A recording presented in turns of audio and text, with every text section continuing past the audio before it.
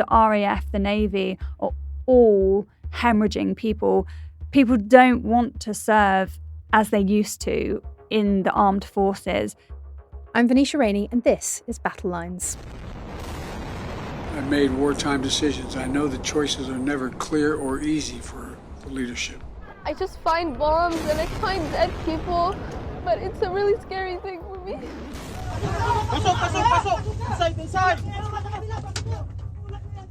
On today's episode, we chat with Defence Editor Danielle Sheridan, who tells us how Labour and the Conservatives differ in their views on defence spending. We get into the war in Ukraine and nuclear deterrence. Then we speak to Paul Nuki, editor of Global Health and Security, who gives us the latest on the dire situation in Rafah as Israeli airstrikes kill dozens. Finally, we speak to Ben Farmer, our South Africa correspondent, about the elections there this week. We don't have all the results, but he'll give us a read on what to look out for and what's most likely. It's Friday, May 31st. We start here in the UK, where we've just had the first full week of election campaigning.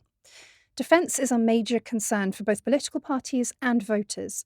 So I spoke to Defence Editor Danielle Sheridan about how Labour and the Conservatives measure up on the issue. This has obviously been quite an election campaign so far, and defence is a subject that's featured really heavily. Let's start with national service, which has really got Telegraph readers and wider general public talking. Can you just quickly outline for our listeners what have the Tories announced on this? Thanks so much for having me on. I have a particular interest in the national service story because I was the reporter who in January broke the story that the head of the army would be delivering a speech where he was to warn that if the UK went to war with Russia, we would have to enlist the civilian population because the army is too small. At the time of that speech, Number 10 didn't want it out, so it was a real feat for the Telegraph to get hold of it and publish what General Sir Patrick Sanders was to warn. After that story aired, which was picked up internationally, Number 10 intervened and Rishi Sunak was forced to go public and say that under no circumstances was he looking at conscription, and in fact it was unhelpful to suggest such a scheme take place.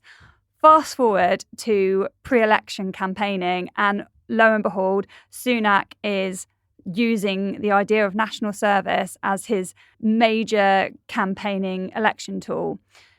I know he keeps on saying this isn't conscription, but I feel like we're dancing on a pinhead here. If you fail to comply as an 18-year-old, then you will suffer non-criminal sanctions. It hasn't been confirmed what they are, but let's be clear, he is saying there will be punishment if an 18-year-old doesn't go along with either community volunteering or the military training. So 18-year-olds have the option of doing community volunteering or military training. On the whole, I think that people see there being positive elements to this. I spoke to Lord Dannatt, the former head of the army, last night, and he said that there are lots of problems today with youth being isolated from society, sitting in their bedrooms on their mobile phones. There have been upticks in levels of depression, and loneliness is often a precursor to that. So the idea that you could be getting a bunch of young people out of their rooms and into the community, engaging with others and doing something that could instill a sense of national pride could really be a positive. I understand there are many downfalls. It will cost a hell of a lot of money. It probably hasn't been thought through completely at this stage, but it's an interesting scheme. And more, I think we mustn't lose sight of the fact that the head of the army called for such a scheme to happen in January, and he was reprimanded for doing so. And now the Tories are running with it.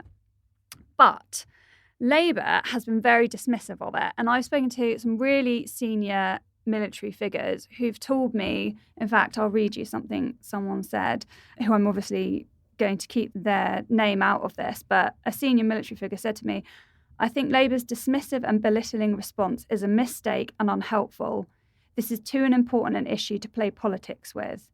Yeah, that's really interesting, and how it's become a sort of political football, because at the core of the issue, as you said, the army does need more people, doesn't it? And we've been living now for over a year with these sort of constant warnings that it's not just a Ukraine war, but it's coming to Europe more widely. Russia is a belligerent force, something that we've covered a lot on this podcast and on Ukraine, the latest, our sister podcast. And we're not ready for it. Yeah, that's a really good point.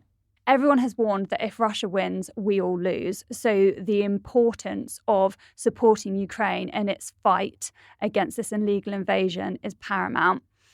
Moreover, Keir Starmer visited Zelensky in Ukraine, and he vowed that if we see a Labour government, he will continue supporting Ukraine. And that's really important because the Tories have been so fundamental in supporting Ukraine. For all his faults, Boris Johnson led with this. He really committed to Zelensky, as did the former Defence Secretary, Ben Wallace.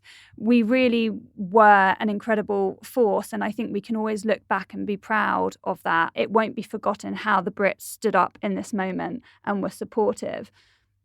You mentioned, Venetia, that we are struggling with recruitment. That's a massive issue. And the size of the army is at its smallest since Napoleonic times.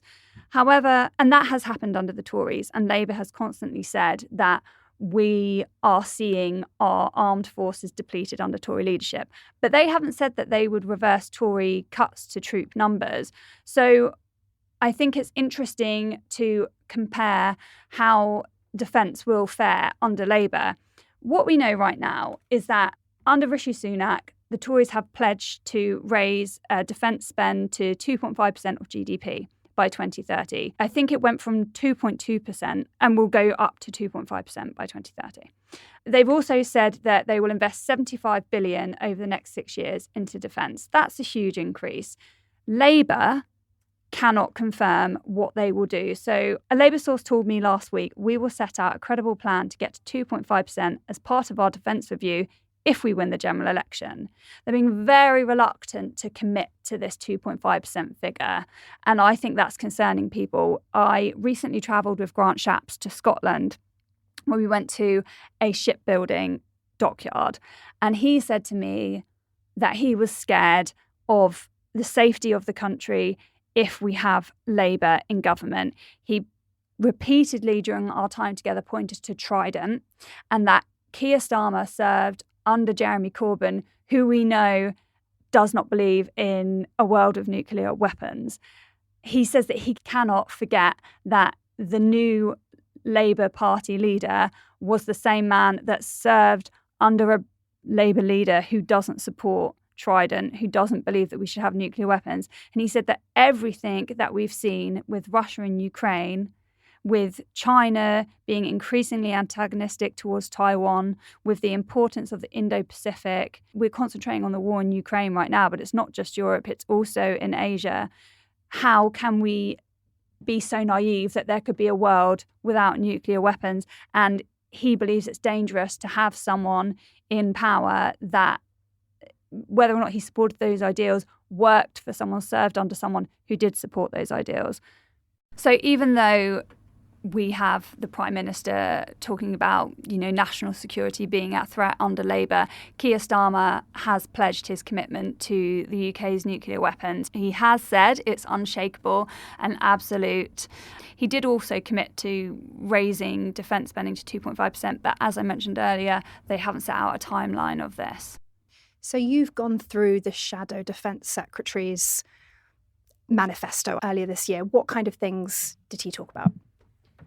The main takeaways from his speech were dry. One point was about how he would appoint a service chief for 4 years as opposed to 2. Okay, fair enough, that's interesting. It's not unremarkable, though. Quite often, service chiefs, being the head of the Navy, the head of the RAF and the head of the Army, often stay in post for longer than their appointed 2 years, just for purposes of continuity. He also said that he wanted to have a new strategic leadership in procurement, and this person would be called a National Armaments Director. It's not going to make someone gasp in excitement. It's dry. It was boring. I get why he did it. It was about procurement, and we're constantly seeing the National Audit Office putting out reports criticising the government's attitude towards procurement. It's wasteful. There have been lots of kit that has been, allotted a certain amount of money, incredible sums of money in some cases, and we haven't seen projects come to fruition. They've been very wasteful with the figures that they've been given. So again, I see the kind of thinking behind it, but it's not sexy. It's not exciting ahead of a general election. And he also said that he basically wants to have a clearer strategic authority over the capability of our armed forces. I'm sorry, but I'm not entirely sure what that means. I just think that we need to see bigger moves being played by Labour and Defence. I mean, saying that, I think that everyone is expecting a Labour majority out of this election. So maybe there's a bit of complacency and they don't feel like they need to be making these exciting statements because defence is going to become a Labour priority. But we don't know that, and people shouldn't be complacent. If we flip the question on its head, what is it that the British Army needs from whoever the next government is? The British Army needs more soldiers. General Sir Patrick Sanders, the outgoing head of the army, who will be replaced by Sir Rowley Walker in the summer, has repeatedly warned that the army specifically is too small and that we need more people. That is why we are seeing Rishi Sunak now talking about the need for national services, because if we were to go to war, we simply don't have enough people to fight for us. So building up our army, literally building up our troops, is essential. It's not just the army that are suffering this. The RAF, the Navy are all hemorrhaging people. People don't want to serve as they used to in the armed forces. That is predominantly because pay is terrible for what they're expected to do, which is to travel abroad from their families, lift their lives up every 2 years and lose friends and move to a new part of the country and start all over again, to do arduous jobs and put themselves in harm's way often. They aren't remunerated for the level of risk that comes with their livelihood. And also, this is something I've written about quite a lot, but the quality of their homes is really poor. So if an individual knows that you've got a sergeant major who knows that he could earn a lot more on Civvy Street and have a nicer home and a nicer quality of life for himself and his family, he's just going to leave. So I think the government needs to do a lot more in making the military a desirable workforce, so we do get the best and the brightest coming to work for our country and not going to work in Silicon Valley where they can earn a load in tech. We know that we need more coders, more people that are good at cybersecurity. That's kind of a massive focus, a massive drive that the military are on at the moment. But why would some whiz kid tech genius come and work for really not that great money and live in poor accommodation when he could move to California and earn a hell of a lot of money? So there needs to be some big push to make the military a really desirable workplace again. And then just finally, what do you think for, again, whichever government we end up getting, what will be the big challenges in terms of defence that they'll have to face in the first year? I think the big challenge defence will face is stemming the tide of outflow, stop losing people. Figures are constantly coming out that show that year on year, people aren't staying in the forces. So that's, I don't think, unique to the Tories. Labour will inherit that problem. And I think it's probably their biggest task right now is to stop people leaving, because without a military, we're not going to be able to protect ourselves. And this is probably music to our adversaries' ears, that people don't want to stay in the military because it's so crap. So I'm also thinking geopolitically, like what kind of events, obviously we can't predict wars, but what are sort of instant things that you know will be on their to-do tray? Seeing out Russia and how this invasion goes for Ukraine will continue to be a major priority. It's a war of attrition. It's not stopping anytime soon. This could go on for years. Putin is unrepentant. He's not going to stop. So Labour will have to deal with that. And then in the medium to long term, we will have problems in the Indo-Pacific. And I think that there could even possibly be trouble bubbling in the Western Balkans. I was recently in Kosovo, and Serbia has very strong ties to Russia. And there is a lot of thinking that Russia is looking to stir up problems in the Western Balkans, dig up old quarrels between Kosovo and Serbia in order to distract from what he's doing in Ukraine. If there's trouble elsewhere in Europe, then it means that British governments, NATO governments are going to have their priorities divided.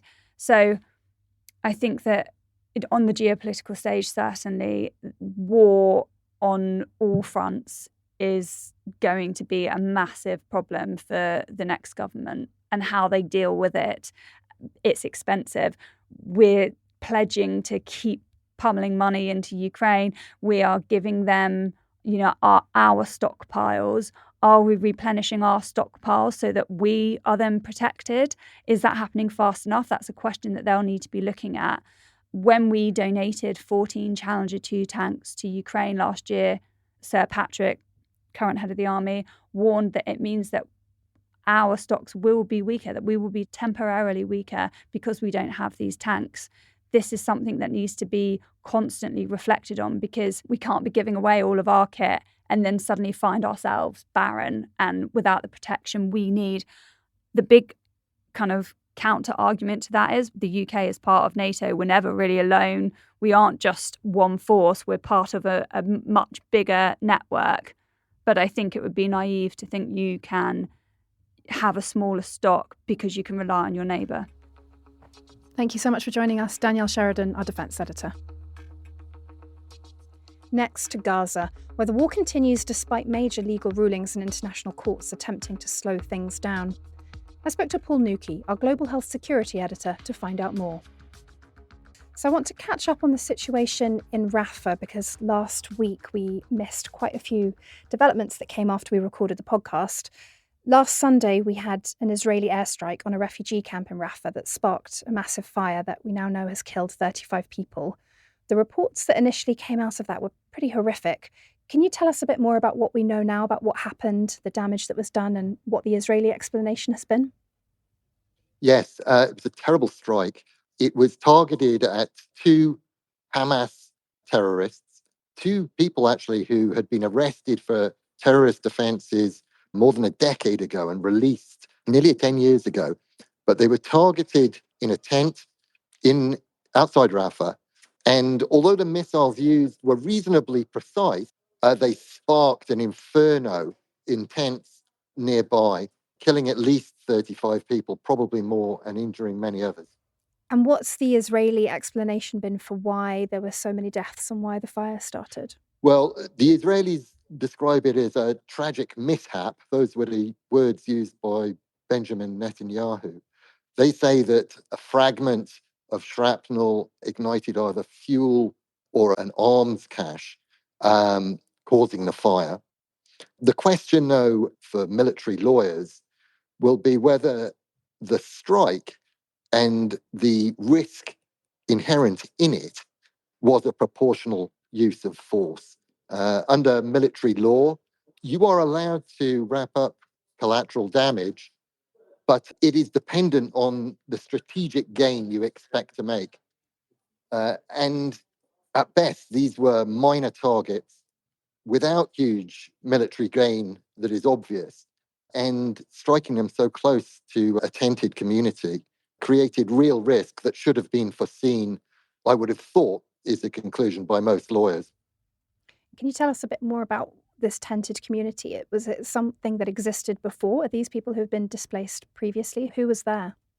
So there's an argument about whether they were in a designated safe zone, but there's no argument at all that they were former residents of Rafah proper who had been displaced, some of them many times, and they were living in tents as displaced people, struggling to survive, in this terrible war. The strike happened in the dead of night, so people really had very little chance of escape. And some of the video footage that has emerged over the course of the week is truly shocking, with dead children, dead women, men, a terrible, terrible scene of carnage. I mean, the images, as you say, and the footage that came out was really, really striking, and it's provoked quite a strong international reaction, hasn't it? It has. I mean, really shock all around the world. Shock, I think, for this event and the people concerned, but also shock that this is just happening over and over again. And despite the Americans only recently, 3 weeks ago, laying down pretty much a red line, although they never used the words, that the Israelis were not to go into Rafah if they expected to continue to have American support. Now, the Americans were saying yesterday that they don't regard a red line to have been crossed, that this wasn't a division of armor or tanks. It was a precise strike that went wrong. But it looks very bad, I think, for the US administration, both from a PR perspective. They have an election to try and win in November after all.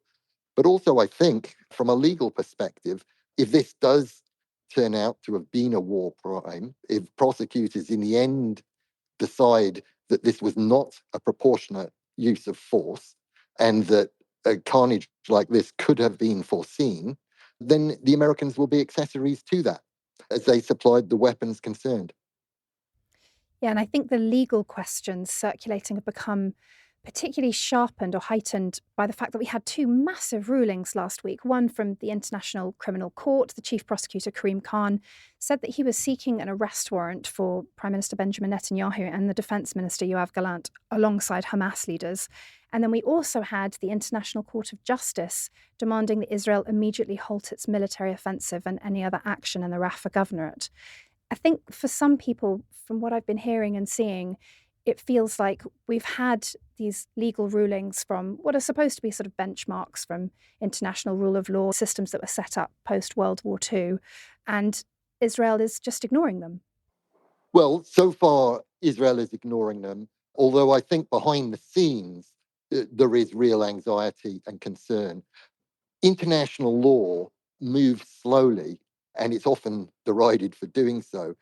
But actually, its record over time is pretty good. In the end, it grinds through the process and it gets the people concerned, or very often it does. And we saw that in the Balkans, for example, was perhaps the most obvious recent incident.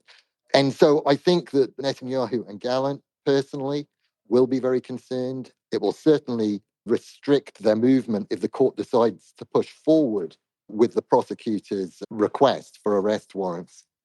And then separately, from a separate court in The Hague, the World Court, there is this ongoing consideration of South Africa's genocide claim. It's a long, long way to being decided. It will take a decade or more.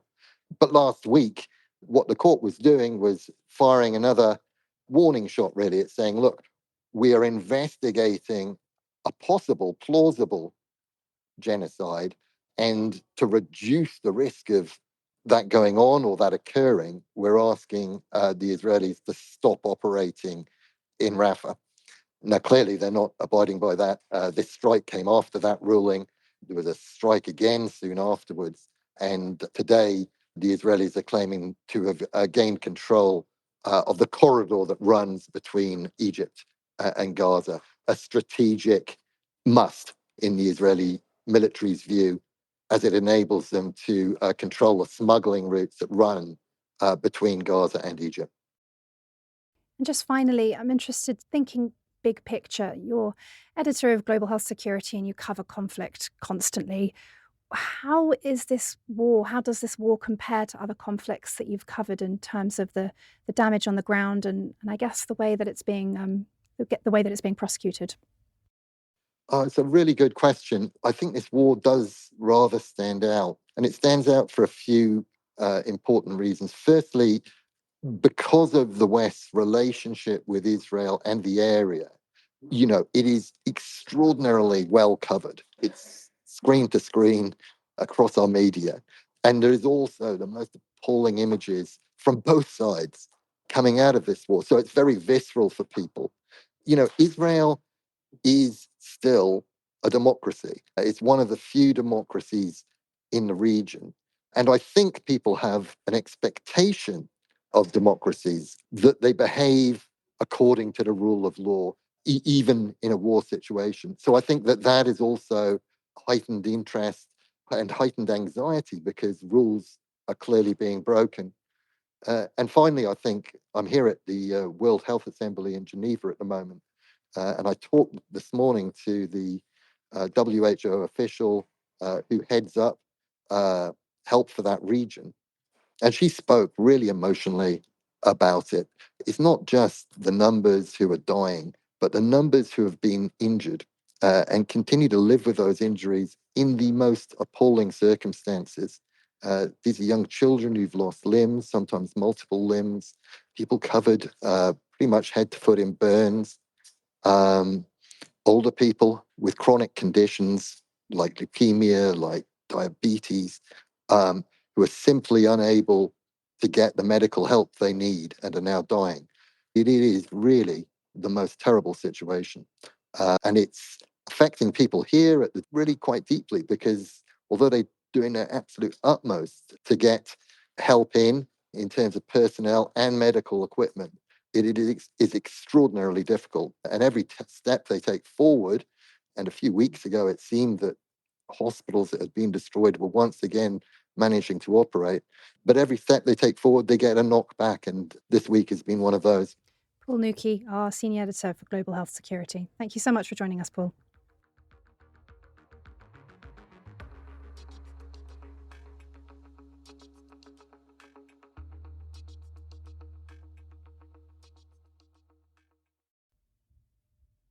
Finally, to South Africa, where voters have gone to the polls this week in the most important election in decades. I spoke to our correspondent Ben Farmer to get an early read on the most likely outcome and what to watch for this weekend as results start to emerge.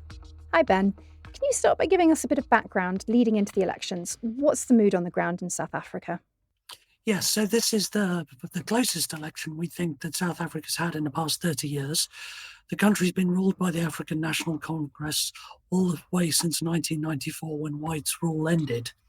The country, over those 30 years, I think if you talk to a lot of people, a lot of political analysts, they say the first 15 years went quite well. The economy grew and the government was able to redress some of the inequality that the black population felt.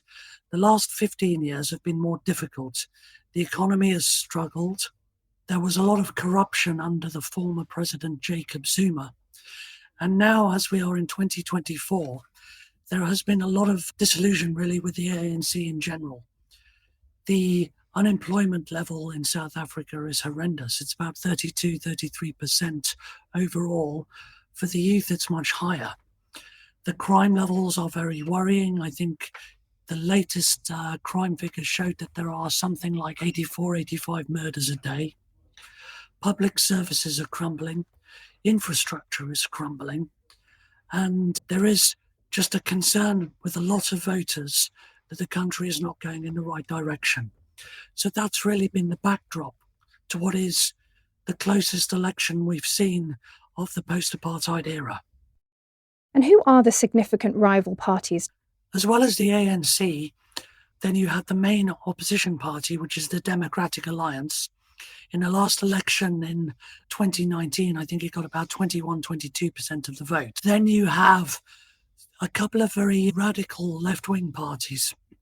The Economic Freedom Fighters, which is a Marxist party and stands on a platform of things like nationalisation of banks and mines.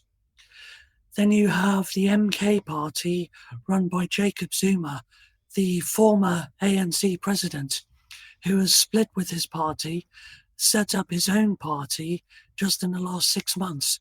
And again, this is quite a radical left-wing party, espousing a platform of things like nationalisation. Politically, how does the Democratic Alliance differ from the ANC? The DA really has a reputation for having business-friendly policies. The DA controls the Western Cape province, which is the province around Cape Town, and the only province which has not been ruled by the ANC or is not ruled by the ANC at the moment. Their platform really is that on the local level, their governance is quite strong. They say where they rule, the country works. So who are the most likely candidates for a coalition government? Yes, as we are at the moment, it looks like the ANC will be unable to get the 50% of the vote that it needs to rule outright. It's probably going to come in somewhere around 42% according to projections. So the question is all about, if it gets 42%, it will have to form a coalition. The question is who it chooses to go into coalition with. Now, will it choose the MK party with Jacob Zuma?